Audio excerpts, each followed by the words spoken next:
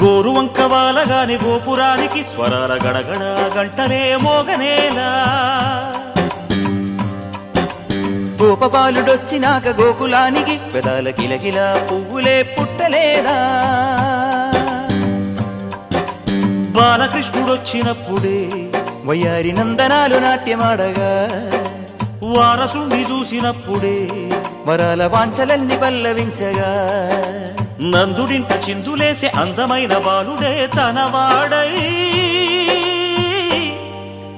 గోరువంక వాలగానే గోపురానికి స్వరాల గణగణ గంటలే మోగనేలా